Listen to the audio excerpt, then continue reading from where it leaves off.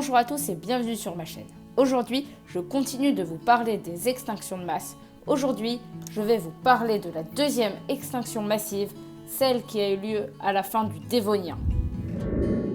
Au Dévonien, les espèces marines étaient très diversifiées et en plein essor. Cela a valu aux Dévoniens le surnom de l'âge des poissons. À cette époque sont également apparus les amphibiens à quatre pattes. Les plantes et les algues se sont multipliées. Le Dévonien a été une période de floraison pour la vie et la biodiversité. On peut alors se demander quel bouleversement va pousser près de 75% des espèces à l'extinction.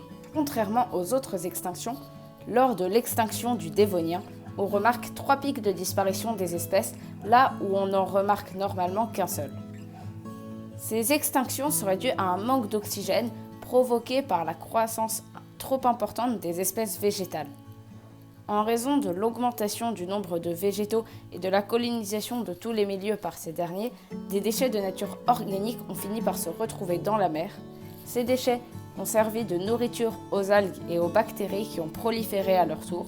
Le problème, c'est que les algues ont pompé l'oxygène présent dans leur milieu, le rendant inhabitable. À leur mort, les algues vont servir de nourriture à des bactéries qui vont de nouveau se multiplier et consommer elles aussi énormément d'oxygène. La combinaison de la consommation d'oxygène par les algues et par les bactéries va faire baisser le taux d'oxygène présent dans l'atmosphère et par conséquent, les espèces vont disparaître les unes après les autres. Les végétaux à la surface de la Terre vont eux pendant ce temps continuer à photosynthétiser, faisant également diminuer le taux de dioxyde de carbone présent dans l'atmosphère.